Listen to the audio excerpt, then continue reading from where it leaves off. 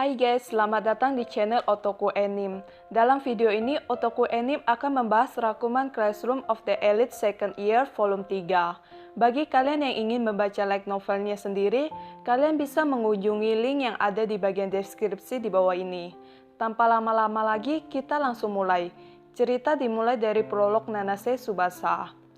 Nanase masih mengingat jelas bagaimana keterkejutannya waktu itu saat kenyataan kejam menghantam dirinya begitu saja.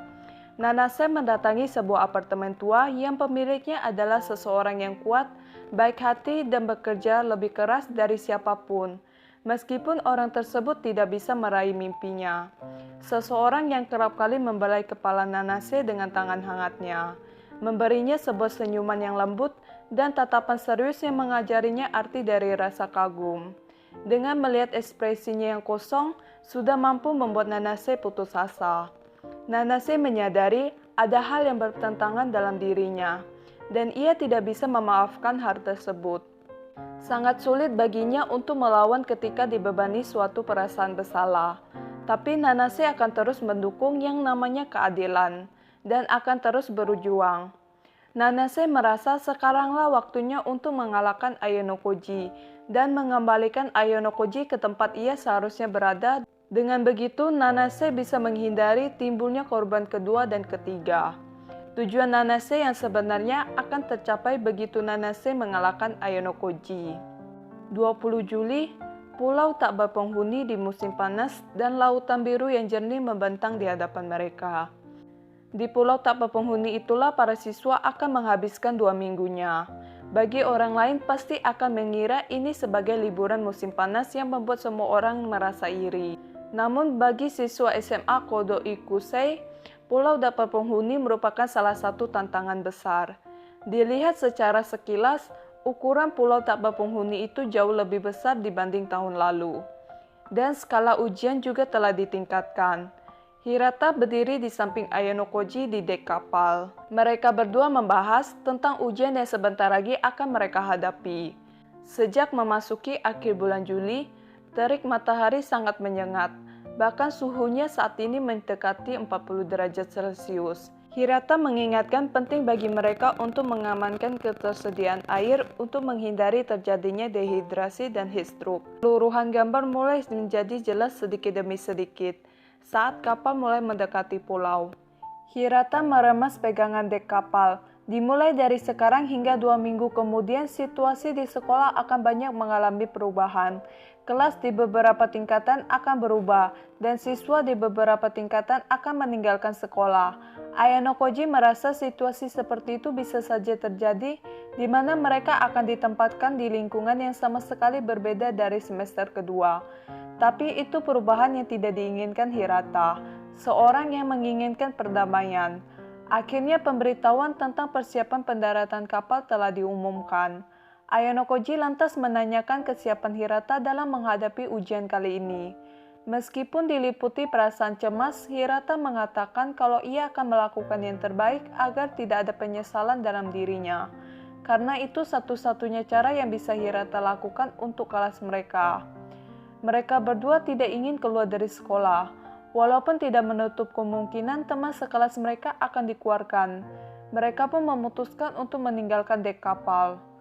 Flashback sehari sebelum mendarat di Pulau Tak Berpenghuni, yaitu tanggal 19 Juli pukul 12:36 siang hari.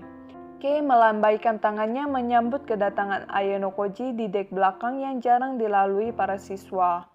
Setelah memastikan bahwa tidak ada orang di sekitar mereka, keduanya pun bersama-sama menatap laut di samping satu sama lain.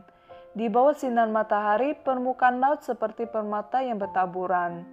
Kei mengakui ini adalah pemandangan yang sangat indah, karena pada tahun lalu Kei hanya melihatnya sekilas dan lebih memilih bermain bersama teman-temannya. Ayanokoji merasa itu wajar saja, terutama kapal yang mereka tumpangi merupakan kapal pesiar mewah. Pasti banyak siswa yang ingin bermain di kapal walaupun hanya untuk sedetik pun.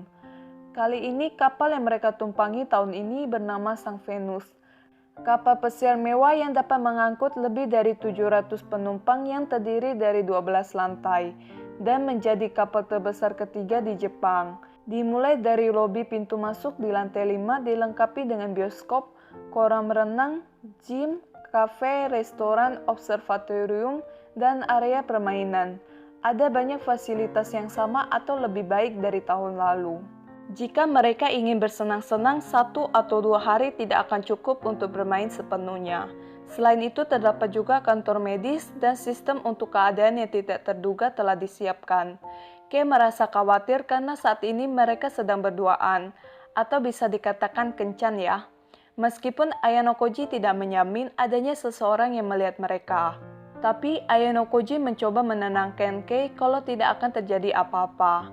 Kei berkata kalau ia belum pernah merasakan suasana seperti ini. Di sini Ayano Koji mengira Kei sedang membahas tentang mereka yang mempunyai kesempatan untuk naik ke kapal pesiar mewah. Tapi bukan itu yang ingin Kei bahas. Kei merasa ini pertama kalinya ia seperti berkencan dengan Ayano Koji sejak mereka berpacaran dari liburan musim semi lalu. Karena mereka belum pernah sekalipun berkencan di luar. Biasanya sepasang kekasih akan pergi dan pulang sekolah bersama-sama atau pergi bermain setelah sekolah. Tapi Ayano Koji dan Kei tidak bisa melakukan hal-hal yang seperti itu. Karena mereka menyembunyikan fakta tentang hubungan mereka dari orang sekitarnya.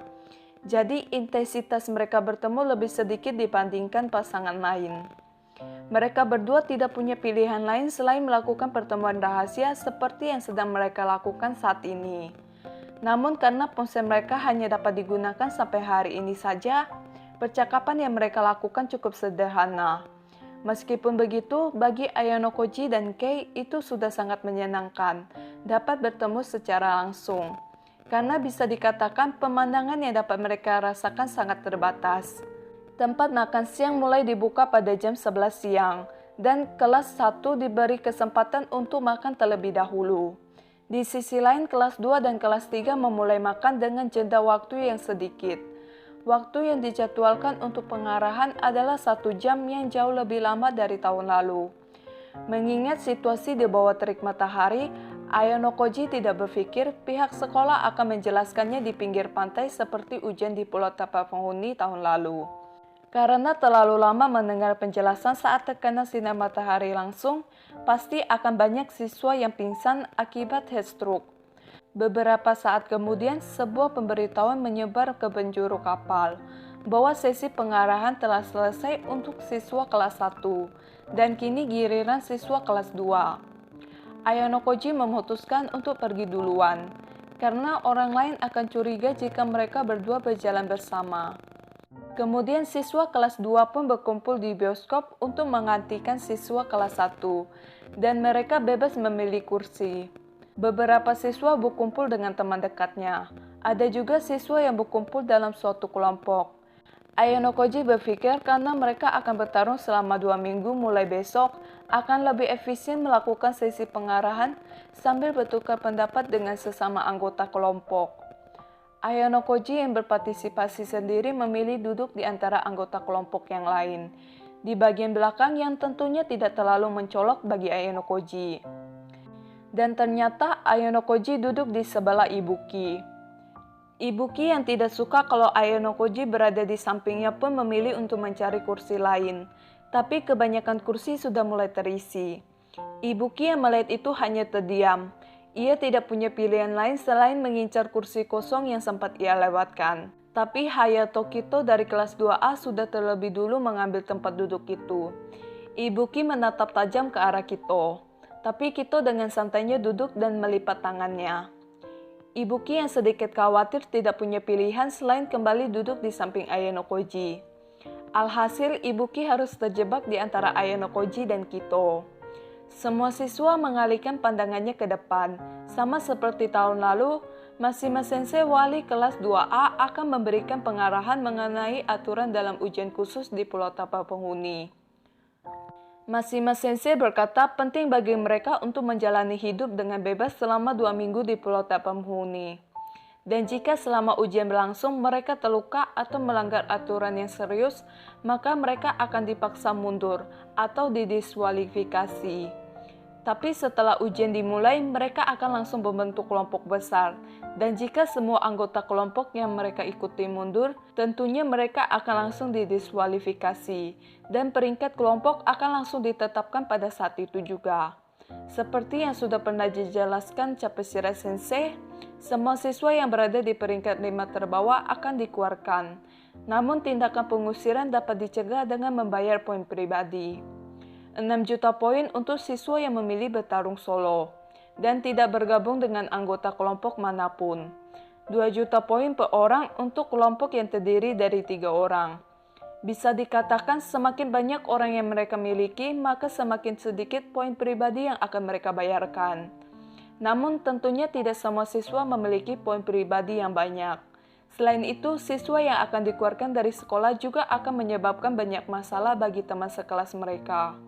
Karena poin kelas dari kelas yang menempati posisi 3 terbawah akan berkurang. Hal ini membuat mereka semua mau tidak mau harus berusaha segala cara untuk menghindari peringkat 5 terbawah. Lebih dari 150 siswa memperhatikan layar besar yang terdapat di bioskop. Pada layar besar itu menampilkan garis besar ujian di Pulau Tabapenghuni. Yang pertama itu ujian bertahan hidup di mana semua kelompok bersaing untuk mendapatkan poin selama 2 minggu. Kedua, jika seluruh anggota keluar dari kelompok karena mengundurkan diri selama periode tersebut, kelompok tersebut akan didiskualifikasi pada saat itu. Dengan tambahan semua poin yang dikumpulkan akan menjadi tidak valid dan peringkat akan ditetapkan pada saat itu. Dengan kata lain, meskipun mereka mengumpulkan poin sebanyak-banyaknya, jika semua anggota kelompok keluar, semuanya akan sia-sia. Kemudian peta Pulau Tabapenghuni ditampilkan beserta garis luarnya. Ada garis di area vertikal dan horizontal, dan juga kotak-kotak yang dibagi dengan rapi dan merata. Mashima Sensei menjelaskan ada 2 cara untuk mengumpulkan poin. Yang pertama ada poin grid. Poin grid adalah poin yang bisa didapatkan dengan mencapai area tertentu di peta yang telah diinstruksikan dalam waktu tertentu yang dibagikan menjadi 100 kotak tertentu secara berkala. Misalnya titik awalnya adalah area D9 yang dimana merupakan tempat pelabuhan berada. Dan anggaplah area C8 sebagai tempat tujuan. Jika kelompok yang tiba di area yang ditentukan lebih awal akan diberikan 10 poin sebagai hadiah kedatangan untuk kelompok yang menempati peringkat pertama. Peringkat kedua mendapat 5 poin dan peringkat ketiga mendapat 3 poin. Dengan syarat kelompok yang menempati peringkat 1-3 tidak memiliki anggota kelompok yang didiskualifikasi dan semua anggota kelompok harus mencapai area yang ditentukan. Peringkat akan ditentukan berdasarkan siswa terakhir dalam kelompok yang mencapai area. Hal ini dilakukan untuk mencegah adanya kelompok yang bertindak terpisah, karena jika satu orang mendapatkan hadiah kedatangan, pasti mereka akan menunggu area baru yang ditentukan di berbagai titik. Tentunya ini akan mengurangi kemenangan bagi kelompok yang anggotanya sedikit. Selain itu, jika semua anggota kelompok datang dalam waktu yang ditentukan, akan diberikan 1 poin sebagai bonus kedatangan. Misalnya kelompok yang terdiri dari 3 orang menempati posisi pertama, mereka akan mendapatkan total poin sebanyak 13. 10 poin dari hadiah kedatangan ditambah 3 poin dari bonus kedatangan. Dan jika kelompok yang terdiri dari 2 orang akan menerima 12 poin kalau menempati posisi pertama. Jika menempati posisi kedua, mereka hanya akan menerima 7 poin. 5 poin dari hadiah kedatangan ditambah 2 poin dari bonus kedatangan. Tentunya ini bukanlah sesuatu yang mudah, mengingat tempat mereka bersaing bukan area perkotaan, melainkan di Pulau Tabapenghuni.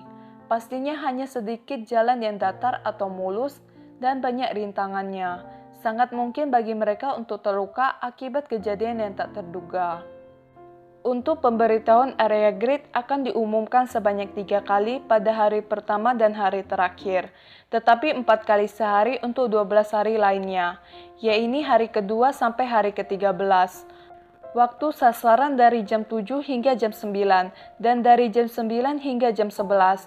Setelah istirahat 2 jam, ujian akan dimulai lagi dari jam 1 sampai jam 3 dan jam 3 sampai jam 5. Mereka diberikan waktu masing-masing 2 jam untuk mencapai area yang ditentukan. Selain itu, Pihak sekolah juga mempertimbangkan untuk memperoleh poin grid hanya sampai jam 5 sore, karena sangat berbahaya bagi para siswa untuk bergerak di malam hari yang minim pencahayaan.